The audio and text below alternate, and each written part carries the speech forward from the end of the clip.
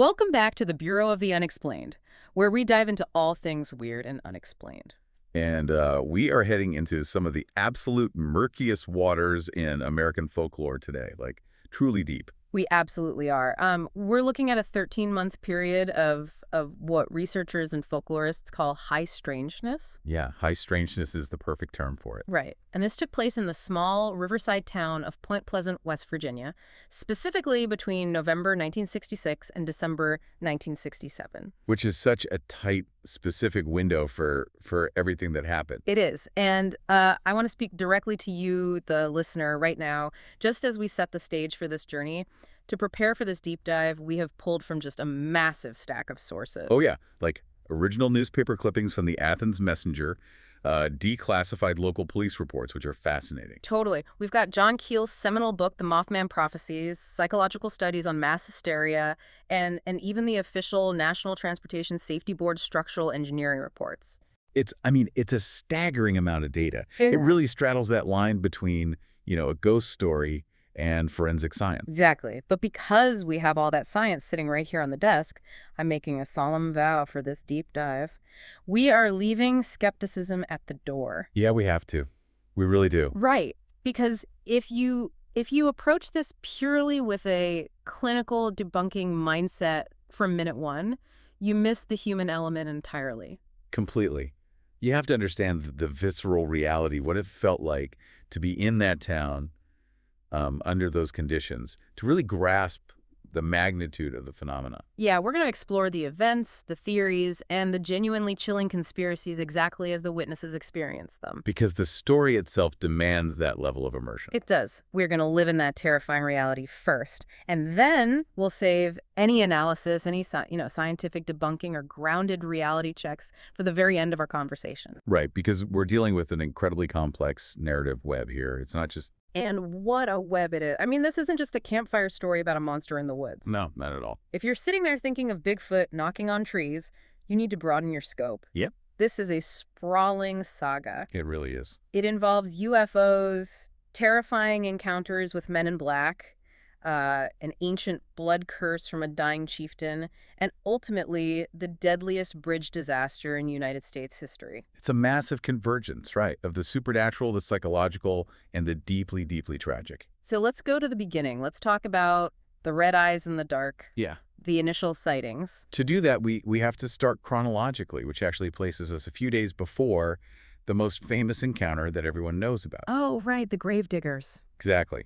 So we are looking at November 12, 1966. We're near Clendenin, West Virginia, which is about 79 miles away from Point Pleasant. Okay, so a little ways out. Yeah. And there are these 5 men out in a local cemetery digging a grave. It's a solemn, routine, physically demanding task. Just a normal day's work. Yeah, they're grown men working in broad daylight. And as they are working, they look up into the bare November trees and see something they simply cannot process. And their description of this is wild. They report seeing a, quote, brown human being lifting off from the branches and flying directly over their heads. I really want to pause on the phrase brown human being. Because when you are looking up into a tree in late autumn, you expect to see birds. Right. Even if it's a massive bird, like an eagle or a vulture, it registers in the human brain as a bird. The brain is excellent at pattern recognition. Exactly. But these men bypassed large bird entirely and went straight to human being. The cognitive dissonance there is fascinating because, the human brain works incredibly hard to categorize visual data into familiar boxes. It wants things to make sense. Exactly. So when a group of sane, sober adults looks at an airborne object and their brains refuse to categorize it as avian, you have to look at the geometry of what they were seeing. Right, because they didn't describe a beak or feathers or a tail. No, they described a man with wings. But they were so completely baffled by this that they kept it to themselves for a few days. Which makes perfect sense. I mean, if you run into the local diner and announce that a man just flew over the graveyard, you are going to be laughed right out of town. Oh, absolutely. But their silence wouldn't matter because just 3 days later, on November 15th, the entire situation explodes. Yeah, this is it. This is the Scarberry and Millette sighting, the encounter that permanently put Point Pleasant on the map. This is really the foundational text of the entire legend. So let's set the scene for you. It's late. Around 11:30 at night, you have 2 young married couples Roger and Linda Scarberry, and Steve and Mary Millette. And they're out cruising in Roger's car, which, Right, which if you think about small-town life in the 1960s was like the primary form of entertainment. totally just driving around. Yeah. So they head out to a remote pitch-black area about 7 miles outside of town, known to the locals as the TNT Area. And we really need to paint a vivid architectural picture of the TNT area because the setting does heavy lifting for the atmosphere of this entire story. It really does. It's spooky even without a monster. Exactly. This was not just a patch of woods. It was an abandoned World War II munitions manufacturing and storage facility. A sprawling 35-acre complex. And by 1966, it had been largely reclaimed by nature, right? Yeah, completely overgrown. And it was littered with these massive, thick concrete domes they called igloos. Yeah, I was looking at the schematics for those igloos in our source stack. They were built incredibly thick and spaced far apart specifically to prevent chain reaction explosions. Right. The idea was that if the volatile gunpowder in one bunker accidentally went off, The concrete would absorb and contain the blast, so the entire 35-acre facility wouldn't just be wiped off the map. exactly, the whole environment was engineered for containment and isolation. So by 1966, you have this maze of unpaved dirt roads, dense overgrown woods. And dozens of looming, silent concrete bunkers half buried in the earth. Yeah, and completely devoid of streetlights. The acoustics in an area like that are muffled, the shadows are deep, and the isolation is just profound. Okay, so the two couples are driving past the abandoned North Power Plant within this eerie industrial graveyard. Right. And suddenly, the headlights of Roger's car sweep across the darkness and catch something. Two large, glowing red eyes. And the witnesses describe them as being about 6 inches apart and glowing brilliantly. Looking exactly like red bicycle reflectors. Notice the specificity of that comparison. Bicycle reflectors. It suggests a harsh, almost artificial luminescence, not just a dull gleam in the dark. Wow, yeah. And these eyes were attached to a massive shape lurking right near the heavy doors of the power plant. They described a creature shaped like a man, but much larger, like 6 to 7 feet tall. And grayish-brown in color, which matches the Clendenin gravedigger's description from 3 days prior. Right. And it had wings, massive wings with an estimated 10-foot wingspan folded tightly against its back like a bat. Just an incredible image. And the creepy part is it didn't have a discernible head. The glowing eyes just seemed to be set near the top of its shoulders, and it was just standing there staring at them. I mean, you can imagine the sheer adrenaline-fueled panic in that enclosed car. Roger Scarberry actually later told reporters, "I'm a heart gate of scare, but last night I was for getting out of there." So he slams the car into reverse, throws it into drive, and hits the gas. They tear out of the TNT area, fishtailing on the dirt roads, heading back toward the paved safety of Route 62. Just booking it. But as they are speeding away, they look up and see the creature waiting for them on a hillside near the road. It had bypassed them. It anticipated their route and beat them to the exit. Which is terrifying. And as their headlights hit it again, the creature spreads those massive 10-foot wings and takes off. But here is the detail that breaks my brain. Oh, the vertical takeoff. Yes, it doesn't run and flap like an albatross or an eagle trying to gain momentum. It lifts off vertically, straight up into the air like a helicopter.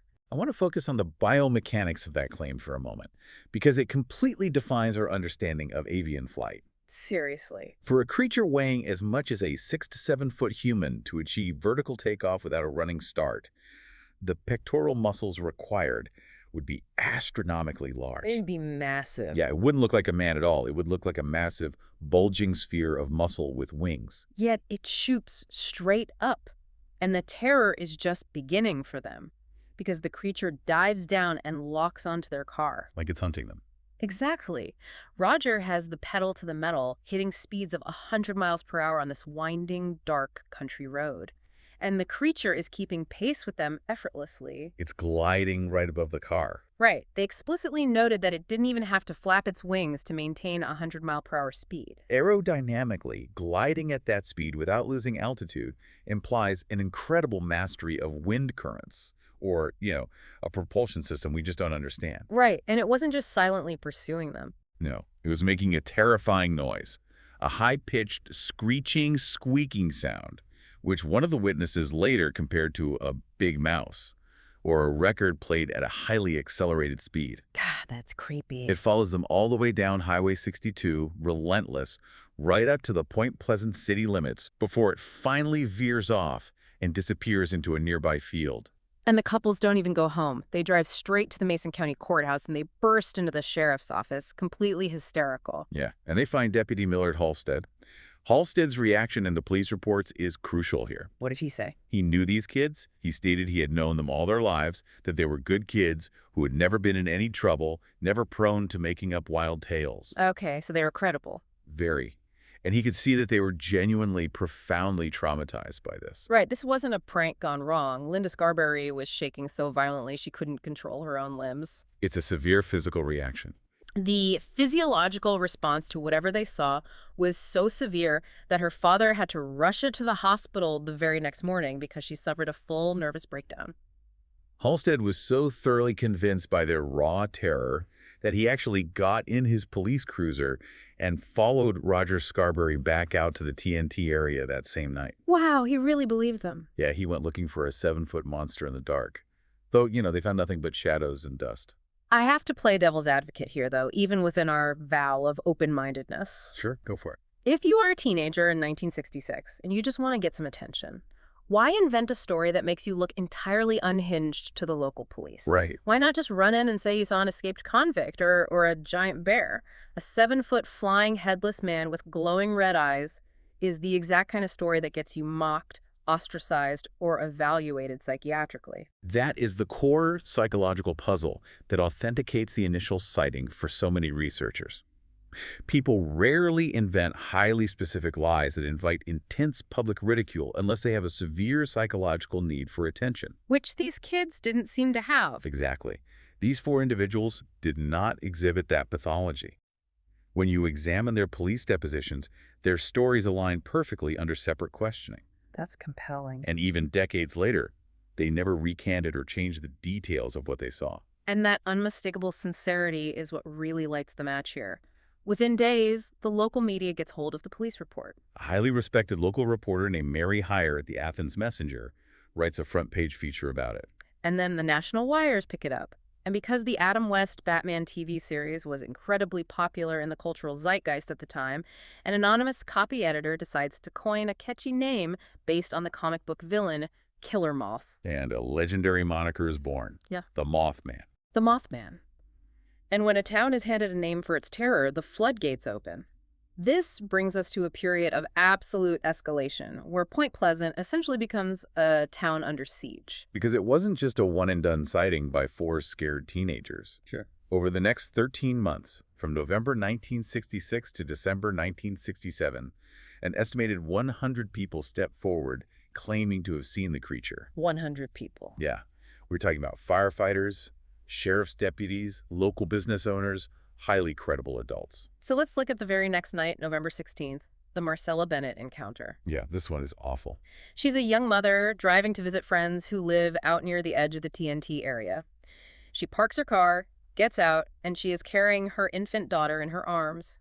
She notices something moving on the ground near the bumper of her car. Notice the behavioral shift here, too. It's not flying overhead. It's grounded, lurking. Yes, she describes a massive gray thing slowly standing up. She said it was significantly larger than a man, and the only thing she could focus on were those terrible, glowing red eyes staring down at her. Just looking right at her. And she is so completely paralyzed by fear that her arms go limp and she actually drops her baby onto the ground. From a neurological standpoint, that is a fascinating detail. The human maternal instinct is one of the most powerful evolutionary drives we possess. Right, to protect your child at all costs. To drop your infant indicates an autonomic nervous system overload. Her brain bypassed the fight-or-flight response and went straight into freeze and physiological shutdown due to sheer, unadulterated shock. Wow. Well, she manages to snap out of it just long enough to scoop up her baby and scramble into her friend's house. They lock the doors, turn off the lights, and huddle inside, absolutely terrified. And as they are waiting for the police, They see the creature step up onto the wooden porch. It leans down and peers through the windows at them, just staring into the house from the dark. the creature is escalating its interaction.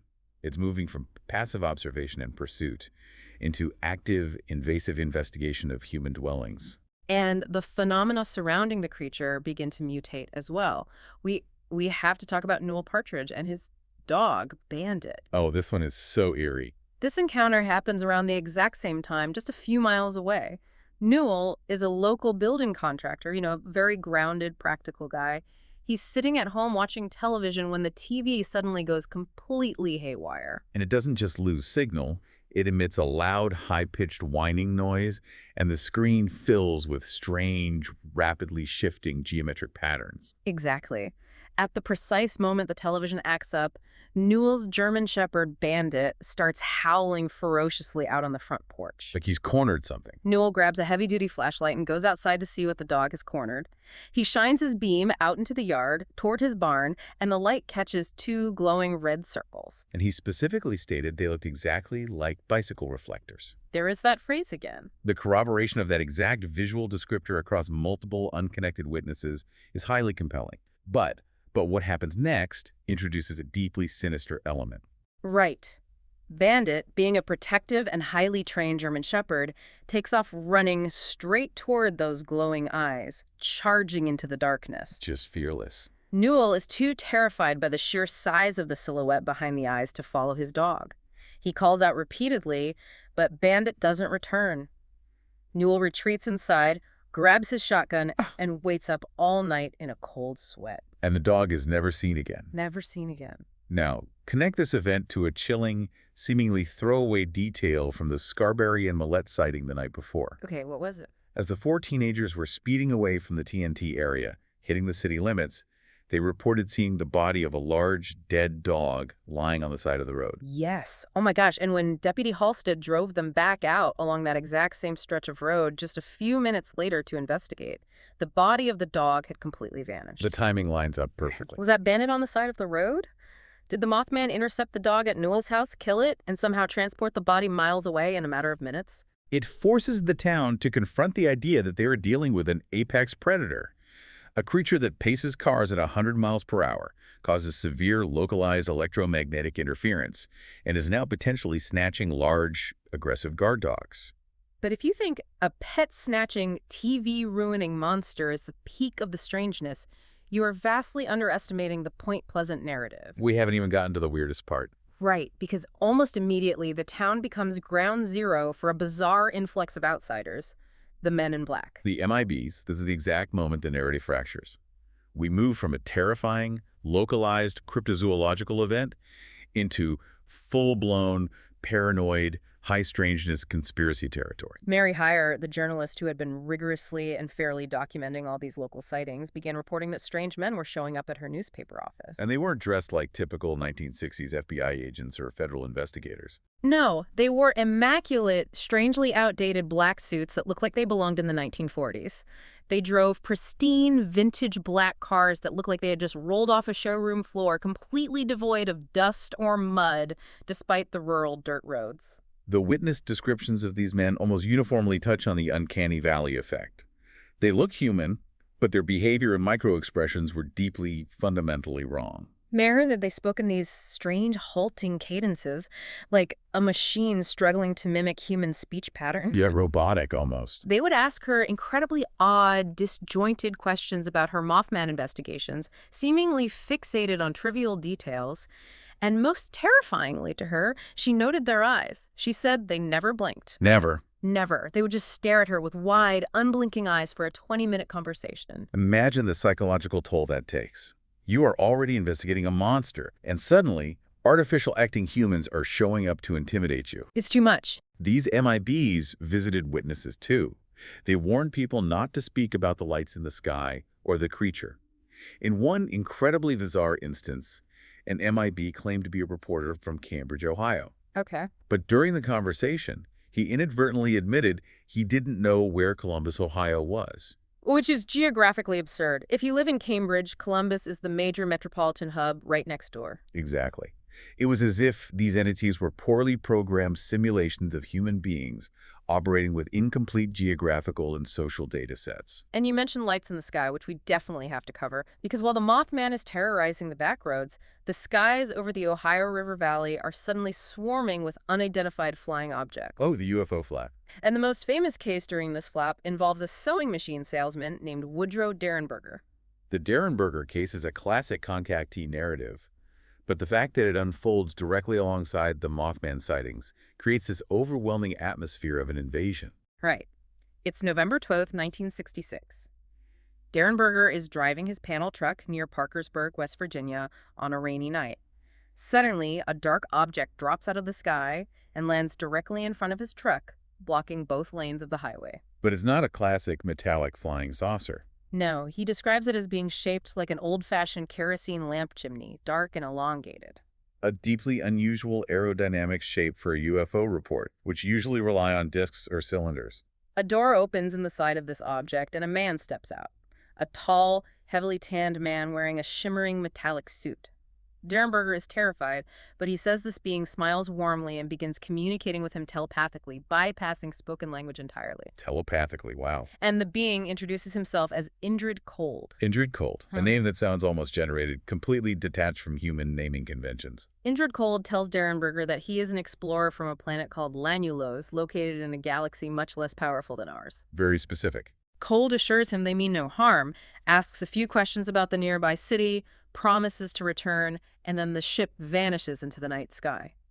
Derenberger, who was just a normal salesman, maintained the absolute truth of this story until the day he died. So now the town of Point Pleasant is dealing with a giant flying entity, unblinking men in vintage suits, and telepathic beings in kerosene lamp ships. It's absolute chaos. The local authorities are completely overwhelmed. The cultural barrier between the mundane world and something entirely alien is completely breaking down. And stepping right into the middle of this absolute circus of high strangeness is a man named John Keel. Ah, John Keel, the man who would ultimately immortalize the town, and in many ways, become its chief victim. Keel is a 14 researcher. He's a seasoned journalist from New York who specializes in investigating the paranormal, the anomalous, the things that fall through the cracks of science. He arrives in Point Pleasant in December 1966. He integrates himself into the community, gains the deep trust of Mary Hyre and the terrified witnesses, and starts meticulously documenting everything.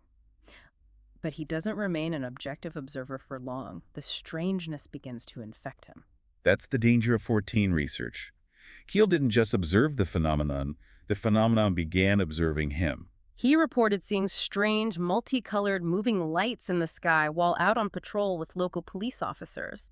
He experienced severe, violent poltergeist activity in his own rented apartment. And the phone calls. Yes, he claimed he started receiving bizarre, threatening phone calls at all hours of the night.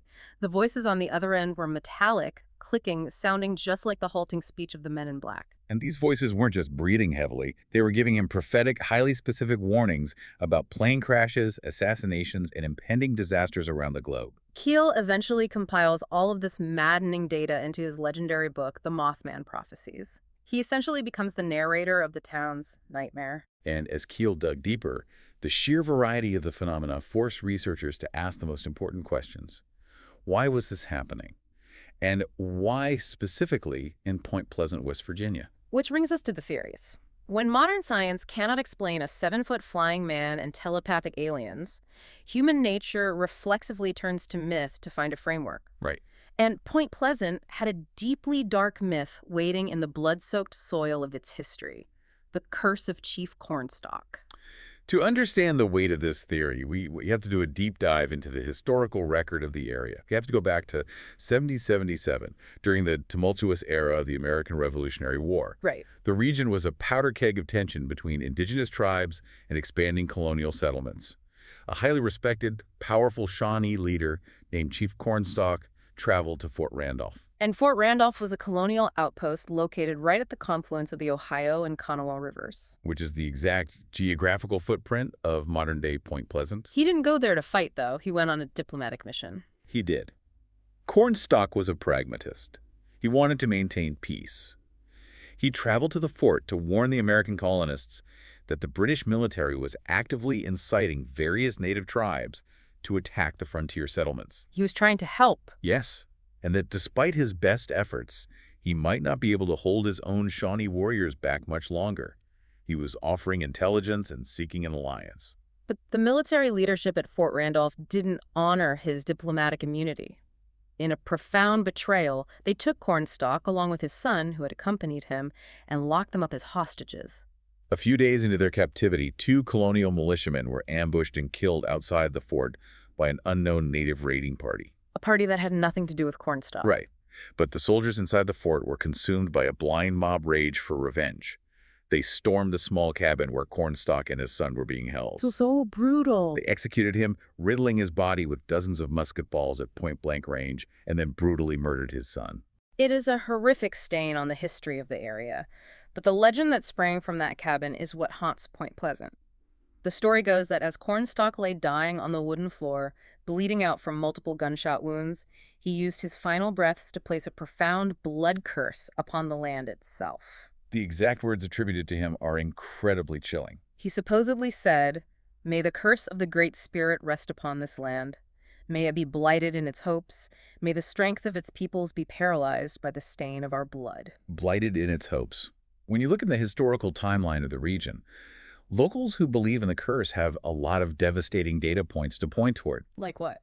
They point to the 1907 Monongah coal mine explosion just a few counties over, which killed 310 miners in a single day, making it the worst mining disaster in United States history. Wow. They point to the catastrophic 1944 tornado that swept seemingly out of nowhere through the tri-state area, killing 150 people and leveling entire neighborhoods. So, as 1966 rolls around and a monster appears, the immediate psychological question arises.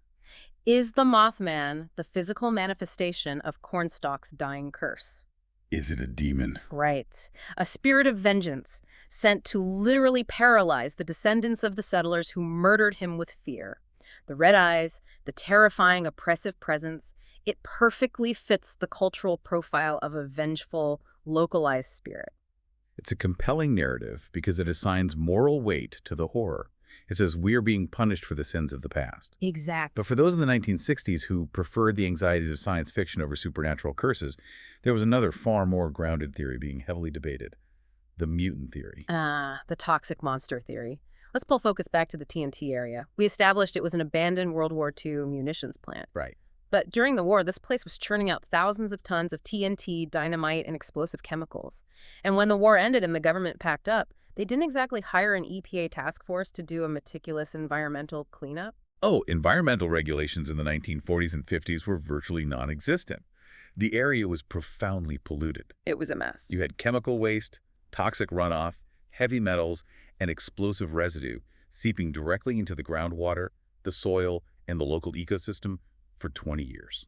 So the theory goes, what if Mothman wasn't a demon at all? What if it was simply a biological animal, perhaps a large bird or a bat, that underwent a massive, horrific genetic mutation due to incubating in the chemical sludge of the TNT area? Mutated by our own garbage. Right. What if it was an entirely man-made monster, a consequence of our own industrial warfare? That theory heavily appeals to our mid-century fear of industrial consequence and radiation. But this theory morphs into something even darker and far more paranoid when you introduce the military element, the government conspiracy theories. Yes, because where there are men in black and strange lights, the shadow of the federal government is never far behind. Some researchers pointed out that the military might have been conducting highly classified operations in the area using the abandoned bunkers as cover. There was a very specific theory proposed in Soldier of Fortune magazine suggesting that elite Green Berets were secretly testing halo, high-altitude, low-opening parachute jumps at night over the Ohio River Valley. So they're jumping in the dark. The halo theory argued that to prevent mid-air collisions in pitch darkness, the paratroopers were using experimental luminous paint or chemical lights on their gear. Oh, I see where this is going. So if you are a terrified teenager parked in the woods and you see a massive dark shape descending from the sky with two glowing red lights attached to it, your brain might interpret a paratrooper as a winged monster. But an even wilder, more insidious conspiracy suggests that the TNT area wasn't just storing old gunpowder. The bunkers are massive, thick, and hidden from public view.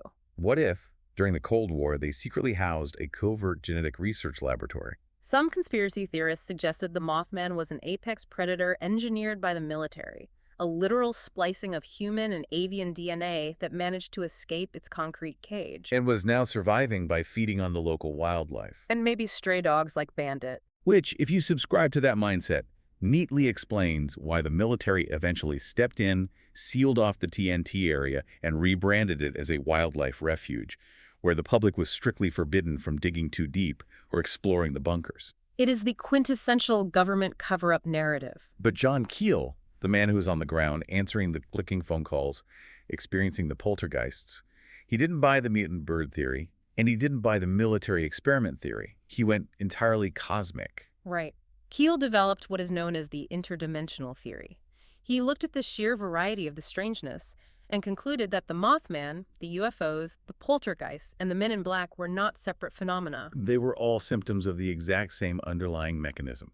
He coined a new term for them, ultra-terrestrials. He specifically didn't think they were extraterrestrials arriving in spaceships from distant galaxies. He thought they were from right here on Earth, but existing on a different frequency or dimension of reality that we normally can't perceive. Keel used a brilliant analogy. He asked us to think of reality as an infinite radio dial. Human consciousness is tuned strictly to 98.5 FM. We live our entire lives on that frequency. Okay. But Keel believed these entities, these ultra-terrestrials, live on 98.6 FM. They're right next to us all the time, completely invisible. But occasionally, due to atmospheric conditions, magnetic anomalies, or human energy, the signals bleed over into each other. You hear a burst of static from the next station. So under Keel's theory, the Mothman wasn't a biological creature that evolved over millions of years. It was an entity completely unbound by our linear, three-dimensional understanding of physics and time. It could step in and out of our reality at will. This perfectly explains its ability to appear out of nowhere, vanish instantly when pursued, or take off vertically without exerting any aerodynamic effort. It wasn't flying, it was manipulating its position in space-time. And the crucial question for Keel was, why was it bleeding over into our frequency in Point Pleasant in 1967? Keel and many subsequent researchers believe the Mothman was a harbinger. A harbinger of what? An interdimensional entity that manifests at the crossroads of space and time when a massive release of negative human energy is about to occur.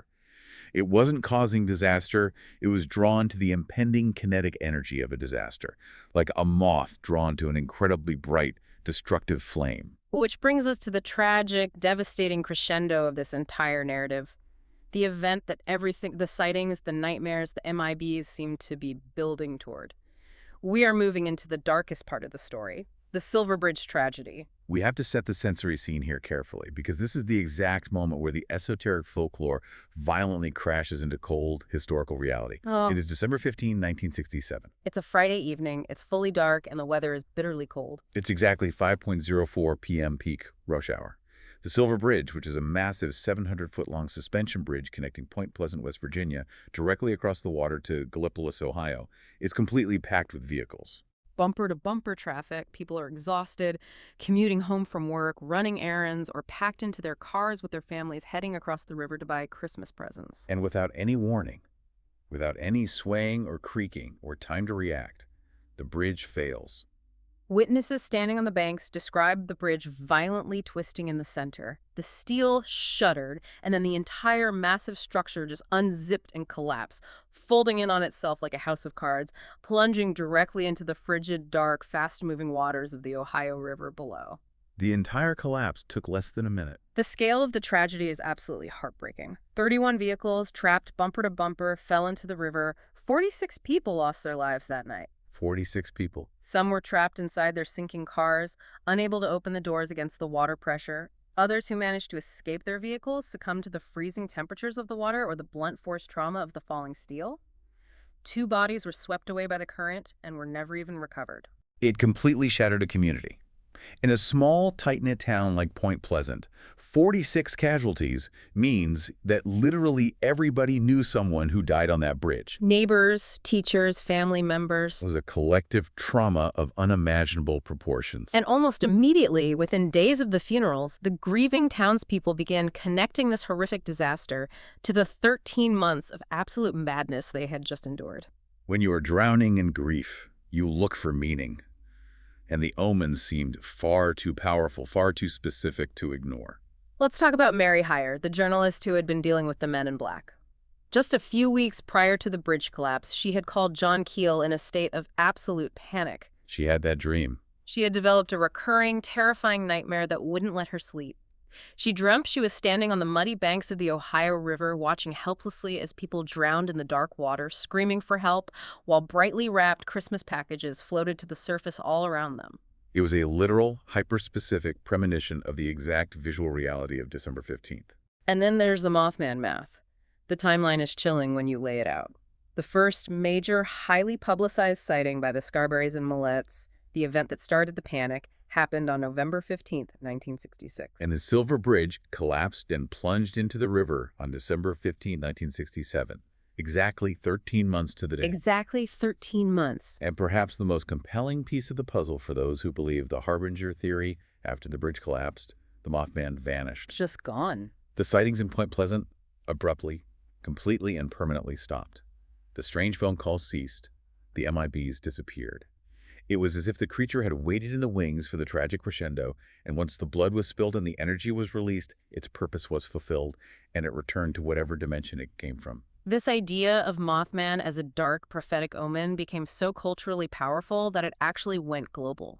Over the next few decades, cryptozoologists retroactively started looking for reports of glowing red eyes at the sites of other massive historical disasters. And they found them.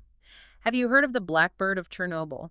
It's a fascinating parallel that researchers love to cite. Right before the catastrophic nuclear reactor meltdown in Ukraine in April 1986, several plant workers allegedly reported seeing a massive black, headless bird with glowing red eyes flying low over the facility. And they claimed that in the days following the sighting, their secure phones acted up, and they suffered terrible apocalyptic nightmares. A near-identical pattern of high strangeness preceding disaster. And then there's the Freiburg Shrieker in Germany in 1978.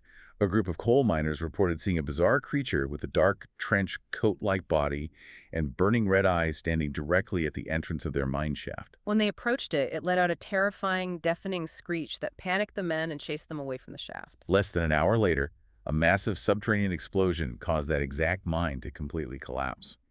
If the miners hadn't run in terror from the creature, every single one of them would have died. So in the German case, the entity is actually framed as a savior. It is actively using terror as a tool to displace people from ground zero and save their lives. But I have to push back here. I have to look at the logic of this. Oh, go ahead. If we look at Point Pleasant, if Mothman was a benevolent, interdimensional warning system sent to save the town, it was a genuinely terrible one. It's a very fair, necessary point of contention. Think about the methodology. It chased innocent teenagers at 100 miles an hour in the pitch dark, nearly causing them to crash. It stalked a young mother and terrified her so badly she dropped her infant. It potentially slaughtered a family dog. It peeked through living room windows. But what did it never do? In 13 months, it never actually warned anyone to stay off the Silver Bridge. If you possess the cosmic power to foresee a bridge collapsing, just stand on the entrance ramp with a stop sign, or communicate telepathically like Indrid Cold. Don't lurk in an abandoned TNT plant frightening teenagers. You are highlighting the fundamental logical fallacy of the Harbinger theory. A warning is only effective if the message is legible to the recipient. If the messenger only induces sheer, unadulterated terror without providing any actionable context, it's not a warning, it is just torment. Which means we have to look at this entire story from a completely different angle. We have lived in the myth. We've explored the terror and the cosmic theories. But now we have to flip the script. Exactly. We made a solemn vow at the beginning of the show to leave our skepticism at the door. Well, the door is now wide open. We've explored the incredible, the paranormal, the cosmic. We have. No. Is any of this true? To answer that, to truly debunk this, we have to start with the most grounded, tangible, tragic piece of this entire puzzle, the Silver Bridge collapse. Was it a Native American blood curse? Was it a Mothman prophecy drawing energy from the town? Following the disaster, the National Transportation Safety Board and the Army Corps of Engineers spent years meticulously investigating the twisted wreckage hauled from the riverbed. And their findings were entirely scientific, entirely rooted in metallurgy, and entirely devoid of the supernatural. So what brought the bridge down? If it wasn't a curse, what snapped the steel? A microscopic crack. The Silver Bridge was an eye-bar chain suspension bridge. Instead of thick cables made of thousands of twisting wires, it was supported by suspension chains made of massive, solid steel links called eye-bars, pinned together end to end. Okay, so rigid steel links. The intense forensic investigation found that one specific component on the Ohio side, designated as eye-bar 330, had developed a stress corrosion crack over decades of use. This crack was incredibly small. It was just 2.5 millimeters, or about 0.1 inches deep. I want to make sure I am understanding the physics of this. A crack, a tenth of an inch deep, brought down a 700-foot bridge and killed 46 people. Yes. And it all comes down to 1920s engineering paradigms. Because of the way the bridge was designed in 1928, it was what engineers call non-redundant. What does that mean in practical terms? A non-redundant bridge is like a row of mountain climbers scaling a cliff face, all tied to a single fraying rope. If one harness fails, the entire line goes down. There is no backup line. Wow, okay. Modern bridges are built with deep redundancy. If one cable snaps, the others absorb the load. But the Silver Bridge had only two main eyebar chains. When that tiny 0.1-inch crack in eyebar 330 finally gave way under the thermal stress of the freezing weather and the immense weight of the rush hour traffic, the chain snapped. Instantly, all the tension transferred to the other side, which couldn't hold it, and the entire bridge unzipped itself in seconds. And we have to talk about that weight, too. When the Silver Bridge was designed and constructed in 1928, the average family car was a Ford Model T. A Model T weighed about 1,500 pounds. By 1967, the American automotive industry had completely changed. You had massive, heavy steel land yachts on the road sedans weighing over 3,000 to 4,000 pounds. Add the bumper-to-bumper rush hour traffic and heavy commercial freight trucks, and the bridge was carrying daily loads it was literally never engineered to hold. It didn't succumb to a curse. It succumbed to age, freezing weather, microscopic metal fatigue, and sheer crushing weight. It was a horrific tragedy of outdated infrastructure and engineering oversight. Okay, so the bridge collapse is purely physics and tragic timing. But what about the creature? Even if it didn't cause the bridge to fall, 100 sane, credible people saw something terrifying in the woods. What did they see? Let's strip away the interdimensional theory and look at the zoological explanations. Dr. Robert L. Smith, who was a highly respected wildlife biologist at West Virginia University at the time, proposed the sandhill crane theory. It remains the most prominent biological explanation for the original sightings. Sandhill cranes are massive, prehistoric-looking birds. They have a 7-foot wingspan, they have long legs, and stand almost as tall as a man, and crucially, they have these thick, bright, red, fleshy circles of bare skin around their eyes. Dr. Smith suggested that a crane might have wandered far off its normal migration route, perhaps getting lost in a storm, and sought shelter in the abandoned TNT area. If you shine a harsh car headlight on a massive bird with red skin around its eyes in the pitch black, your brain might interpret those fleshy circles as glowing red eyes. Plus, if you've ever heard a sandhill crane, they emit a loud, screeching, rattling, almost mechanical call. It sounds absolutely terrifying if you are a teenager in the woods and you don't know what it is. But the witnesses, especially the Scarberrys, pushed back hard on the crane theory. They argued that the Mothman didn't have a long, slender neck and a beak like a crane.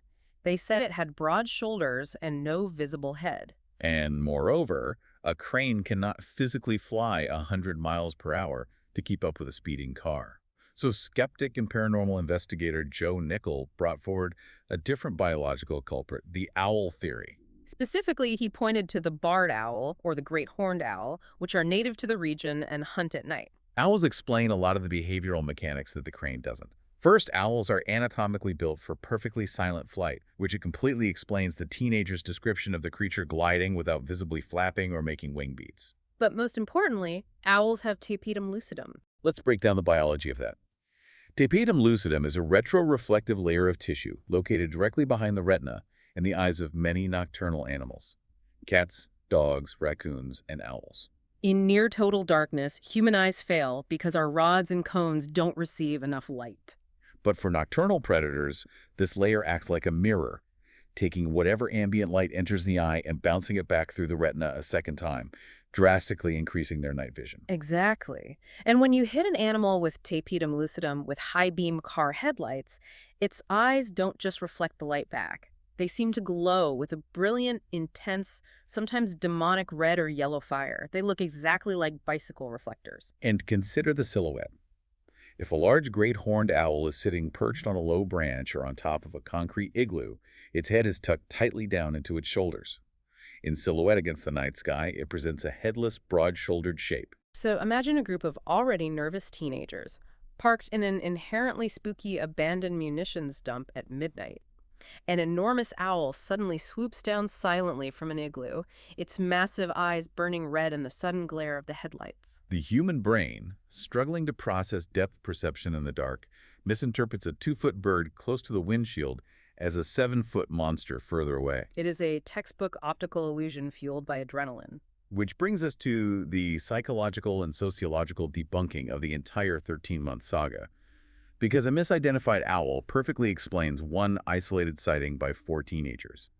But how do you scientifically explain 100 different sightings by adults over a year? You explain it with mass hysteria and a cognitive phenomenon known as pareidolia. Pareidolia is a deeply ingrained quirk of the human visual cortex. It is the brain's desperate tendency to find meaningful patterns, specifically faces and human shapes, in completely random or ambiguous visual stimuli. It is the exact same evolutionary mechanism that makes us see a face in the clouds, or the man in the moon, or Jesus on a piece of toast.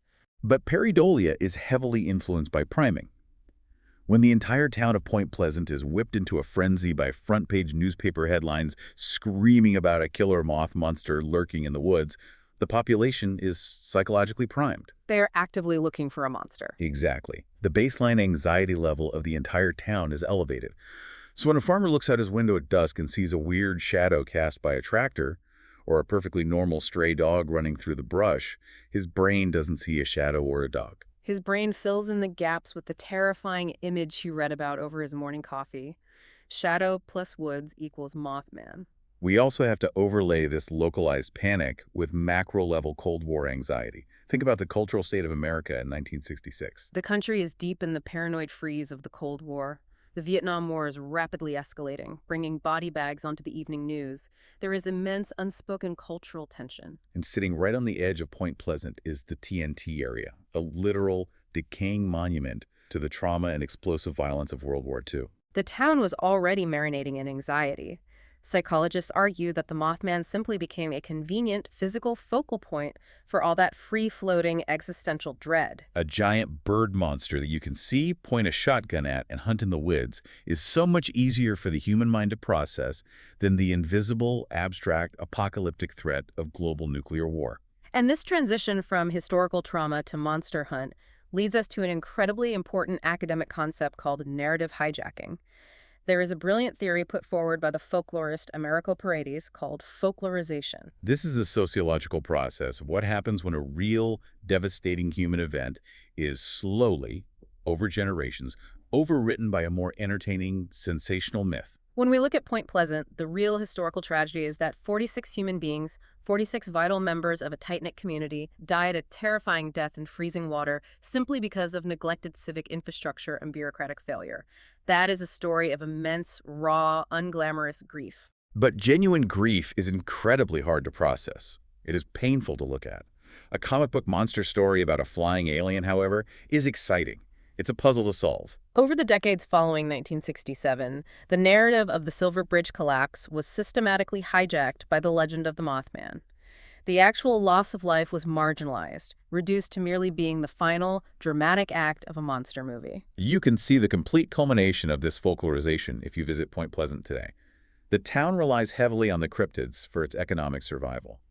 Right in the town square, they have erected a massive 12-foot metallic statue of the Mothman. Complete with gleaming red eyes and, inexplicably, a sculpted six-pack. They operate the Mothman Museum. You can go into a local restaurant and eat Mothman pizza. They hold a massive annual Mothman festival every September that draws thousands of cosplayers and tourists from all over the globe. The profound human tragedy of 1967 now merely serves as a dark, edgy backdrop to sell T-shirts and merchandise. The folklorization is absolute. The monster won the narrative war. It's a profound, almost tragic sociological phenomenon. As a society, we willingly replace our actual systemic horrors with fictional ones because the fictional ones are easier to control. You can't put a plaque on infrastructure failure, but you can build a very profitable metallic statue of a demon. Which leaves us with one final, incredibly provocative thought to chew on. Something for you, the listener, to mull over long after this deep dive ends. We've talked about the engineering physics, we've talked about owl biology, and we've talked about the psychology of mass hysteria. But there is a chilling esoteric concept hinted at by fringe researchers that bridges the terrifying gap between the human mind and physical reality. It is the concept of the tulpa, or the egregore. This is a concept rooted deeply in ancient Tibetan esoteric traditions and modernized by occultists. It is the idea of a thought form, an entity created entirely by the sheer force of collective human belief. What if the Mothman didn't exist in November 1966? What if the teenagers just saw an owl? But after the newspapers printed the story, after thousands of people in the town began experiencing collective, frantic anxiety, after they all focused their mental energy on the exact same terrifying, red-eyed image, could their shared obsessive belief act as a supernatural magnet. The egregore theory suggests that human consciousness is not passive. It suggests that when consciousness is intensely focused and unified by an emotion as potent as absolute terror, it might possess the quantum power to project a thought form directly into physical reality. The town hallucinated a monster so hard that the universe was forced to actually build one for them. We always dismiss the monster to comfort ourselves with science. We tell ourselves it was just a barred owl, just a lost sandhill crane, just a trick of the tapetum lucidum in the headlights. But perhaps the scariest theory of all isn't that biological monsters live in the abandoned bunkers of the woods. It's that human belief is powerful enough to conjure demons out of thin air. We didn't just see the Mothman, we made him. Now, that is a truly terrifying diagnostic landscape to find yourself in. The idea that our own fear is the architect of our monsters. And with that chilling thought, we have reached the end of our journey into the TNT area. I want to thank you so much for listening and exploring the dark with us today. It has been a deeply fascinating trip through folklore and physics. If you have any topics, any strange historical mysteries, or unexplainable events you want us to cover next, make sure to tell us in the comment section. We read all of them to find our next deep dive. And don't forget to remind yourself to like and subscribe to the show so you never miss an investigation. We'll see you next time, back at the Bureau.